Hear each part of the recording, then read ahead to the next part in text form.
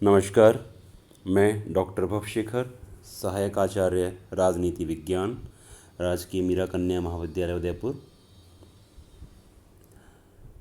विद्यार्थियों, आज हम लोग तृतीय वर्ष कला राजनीति विज्ञान के द्वितीय प्रश्न पत्र अंतर्राष्ट्रीय संबंध के अंतर्गत चीन की विदेश नीति का जो व्यावहारिक पक्ष है उसके संदर्भ में मैं अपनी बात रखने के लिए आपके समक्ष उपस्थित हुआ हूँ।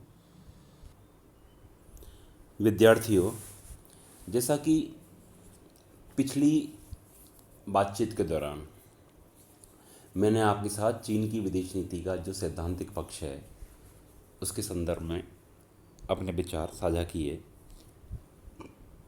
आज हम लोग चीन की विदेश नीति का जो व्यावहारिक पक्ष है, जो प्रैक्टिकल पोर्शन है, उसके संदर्भ में देखेंगे कि किस प्रकार चीन व्यवहार में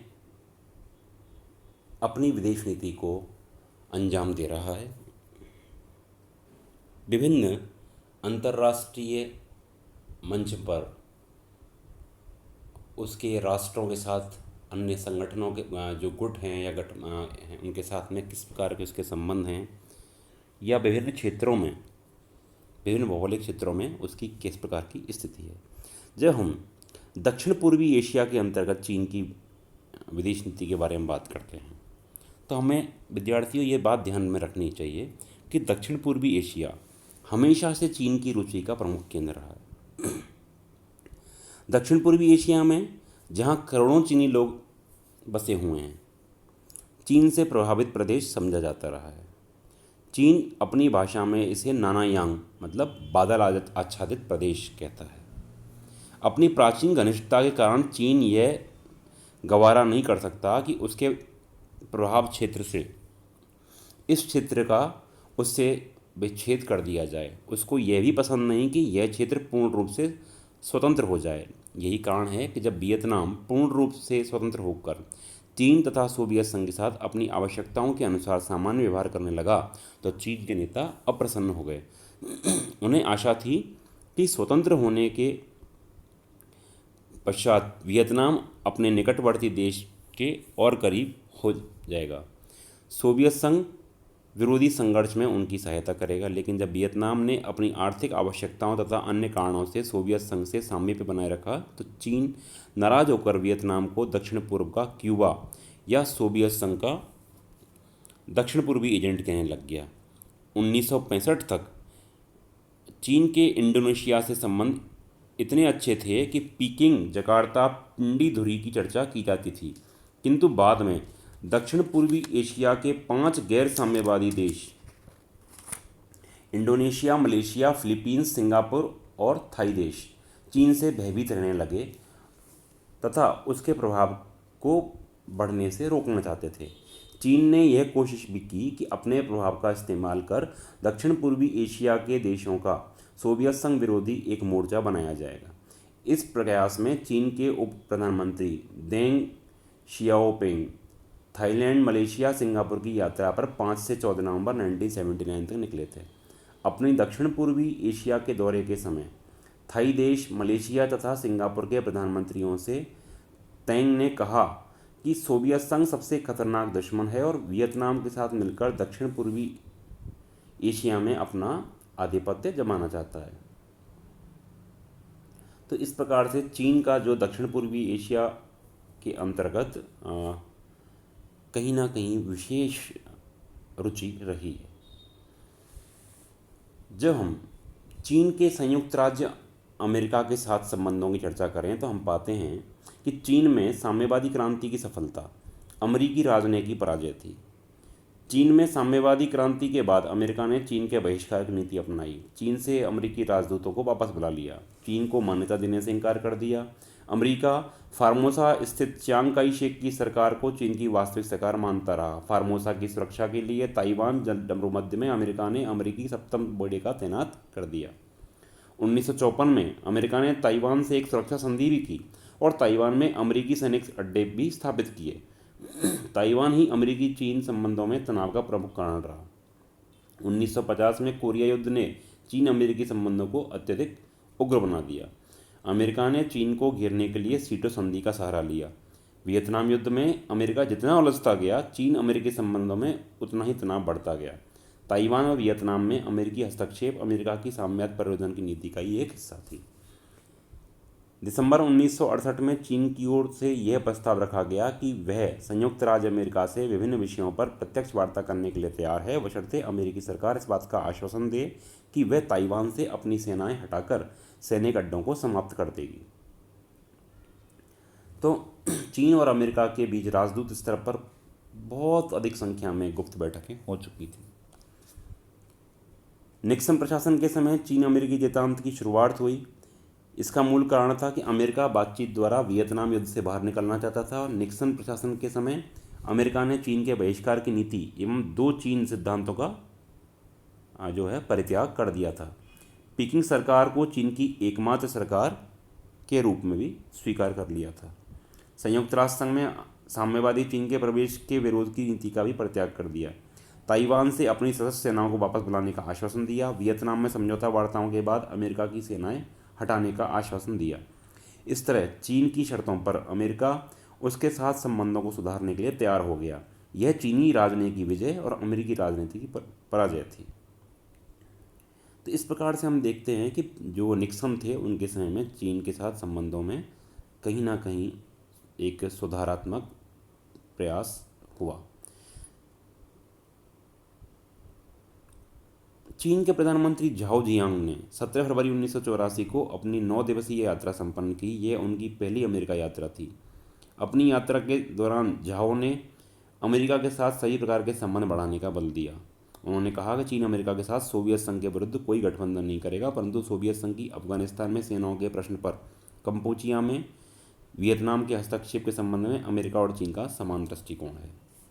तो यह कहीं ना कहीं एक नवीन दिशा में चीन के प्रयास थे। अप्रैल 1984 में राष्ट्रपति रीगन ने चीन की यात्रा की।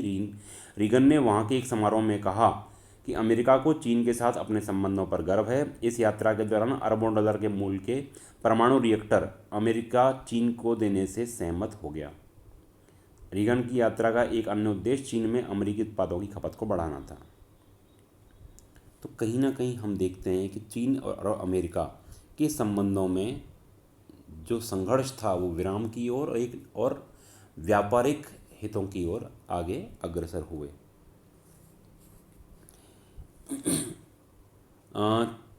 अमेरिका और चीन ने 15 नवंबर 1999 को बीजिंग में एक ऐसे समझौते पर हस्ताक्षर किए जिसके द्वारा विश्व व्यापार संगठन में चीन के प्रवेश का रास्ता प्रशस्त हो गया। समझौते से दोनों देशों के बीच व्यापार अवरोधों को हटाने, विश्व व्यापार संगठन में चीन के प्रवेश के सबसे बड़े अवरोध को दूर करने में मदद मिली। अमेरिका और चीन के आपसी संबंधों में फासला वर्तमान में देखें तो बढ़ता जा रहा है, क्योंकि आज स्थिति ऐसी है कि आज चीन स्वयं को आर्थिक रूप से, सैनिक रूप से, तकनीकी रूप से बहुत अधिक सशक्त कर चुका है और वह एक तीसरी महाशक्ति के रूप में अपना अस्तित्व पाता है। तो आज धीरे धीरे पुनः चीन अमेरिका के समक्ष एक बहुत बड़ी चुनौती के रूप में उभर रहा है और चीन चाहता है कि वह आज स्वयं को एक महाशक्ति के रूप में प्रस्तुत कर दे। तो आज पुनः जो पूर्ववर्ती स्थितियां थीं अमेरिका और चाइना के मध्य, वह उभर रही हैं। जब हम चीन और भारत के संबंधों के संदर्भ में बात करते हैं तो चीन भारत की मित्रता का हृदय से इच्छुक कभी नहीं रहा है। चीन के प्रति भारत का दृष्टिकोण प्रारंभ से ही मित्रतापूर्ण रहा। अक्टूबर 1949 में चीन में साम्यवादी क्रांति का भारत ने स्वागत किया। भारत ने गैर साम्यवादी देशों में सबसे पहले चीन की राजनीतिक मान्यता दी। अमेरिका की नाराजगी की कीमत पर भी भारत ने कोरियाई युद्ध में चीन का समर्थन किया। संयुक्त राष्ट्र संघ में चीन को मान्यता दिलाने का भारत ने भरसक प्रयास किया। 1954 को दोनों देशों के बीच एक 8 वर्षीय व्यापारिक समझौता हुआ, जिसके अंतर्गत भारत ने तिब्बत में अपने अतिरिक्त देशीय अधिकारों को चीन को सौंप दिया। इस व्यापारिक समझौते की प्रस्तावना में ही पंचशील के सिद्धांतों की रचना की थी। भारत ने चीन की जो प्रभुसत्ता थी उसको तिब्बत में स्वीकार कर लिया। अक्टूबर 1954 में पंडित जवाहरलाल नेहरू ने चीन की यात्रा की। अप्रैल 1955 में बांडोक सम्मेलन में नेहरू और चाउ एन लाई ने पूर्ण सहयोग के साथ कार्य किया। किंतु इसके पश्चात जब हम देखते हैं कि भारत चीन संबंधों में तनाव के दो विषय थे, तिब्बत समस्या और सीमा विवाद। 20 अक्टूबर 1962 को चीन ने भारत पर बड़े सुनियोजित ढंग से आक्रमण कर दिया। उत्कृष्ट तैयारी, कुशल कूटनीति, बढ़िया और हल्के शस्त्र, अनुकूल भौगोलिक परिस्थिति, विशाल सैनिक संख्या के कारण चीनियों को सफलता मिली। इस विजय के बाद चीनियों ने घोषणा कर दी कि 20 नवंबर की मध्यरात्रि को बाद वे युद्ध बंद कर देंगे। चीन द्वारा भारत पर आक्रमण के कई कारण थे। पहला, चीन का दृष्टिकोण विस्तारवादी है। चीन जब शक्तिशाली होता है तो वह अपने साम्राज्य का विस्तार करता है। दूसरा कारण, चीन की यह इच्छा थी कि वह भारत की लोकतांत्रिक प्रणाली से उन्नति करने में सफल न होने देगा, इसलिए वह युद्ध द्वारा भारत पर सैनिक तैयारियों का इतना बोझ डालना चाहता था कि भारत सफल ना हो सके। तीसरा कारण, तिब्बत के प्रति भारतीय नीति से चीन रुष्ट था। वह नहीं चाहता था कि भारत दलाई लामा को शरण दे। 1962 के पश्चात दीर्घकाल तक भारत चीन संबंध मधुर नहीं रहे। 1970 के आसपास एक ऐसा समय आया जब चीन और भारत दोनों देशों को लगा कि तनाव में शिथिलता लाई जानी चाहिए, तो दोनों की ओर से राजनीतिक राजदूतों की नियुक्ति, व्यापारिक लेन देन की शुरुआत हुई। उसके पश्चात हमको फिर राजीव गांधी के शासनकाल के दौरान कहीं ना कहीं भारत चीन के संबंधों में, विशेषतः व्यापारिक संबंधों में, एक सुधारात्मक चरण हमको देखने को मिलता है। आज चीन और भारत के मध्य जो टकराव के बिंदु हैं बराबर उपजे हुए हैं, किंतु चीन अपने व्यापारिक संबंधों को भारत के साथ मजबूती से बरकरार बनाए रखना चाहता है, क्योंकि चीन के लिए भारत एक काफ़ी बड़ा बाजार है। तो इस प्रकार से हम देखते हैं कि चीन और भारत के मध्य जो राजनीतिक समस्याएं हैं वो बिल्कुल अपने उसी रूप में आज तक बनी हुई हैं, किंतु व्यापारिक हित दोनों देशों को परस्पर जो है रोकने की कोशिश कर रहा है। चीन भी अमेरिका की तरह दुनिया में अपना प्रभाव कायम रखना चाहता है, इसलिए पिछले 2 दशकों से वह अपनी सेनाओं की क्षमता में लगातार बढ़ोतरी कर रहा है। वह हिंद महासागर में समुद्री डाकुओं को रोकने और आपदा प्रबंधन अभियान के बहाने अपनी उपस्थिति बढ़ा रहा है। इससे चीन की सैनिक और कूटनीतिक ताकतें बढ़ रही हैं। साथ ही वह इस क्षेत्र में भारत की भूमिका को भी कम कर रहा है। चीन का जो रक्षा का खर्च है वो 91.5 अरब डॉलर से भी अधिक है, और जो अमेरिका के बाद दुनिया का सबसे बड़ा रक्षा खर्च है। चीन सुनियोजित तरीके से सैन्य आधुनिकीकरण कार्यक्रम चला रहा है ताकि एशिया प्रशांत क्षेत्र में अमेरिकी सैन्य ताकत को चुनौती दी जा सके। वियतनाम और भारत में के बीच दक्षिण चीन सागर में तेल सर्वेक्षण को लेकर 1988 से अब तक 3 समझौते हुए हैं। 88 में हुए समझौते के अंतर्गत भारत ने लान ते और लान 2 ऑयल फील्ड्स में ब्रिटिश कंपनी बीपी गैस के सहयोग से 90 के दशक में गैस ढूंढने में सफलता प्राप्त की। 2006 में ओएनजीसी और पेट्रो वियतनाम के बीच एक नया समझौता हुआ, जिसके अंतर्गत ओएनजीसी को पखौन बेसिन में ब्लॉक 127 में सर्वेक्षण अधिकार दिए गए।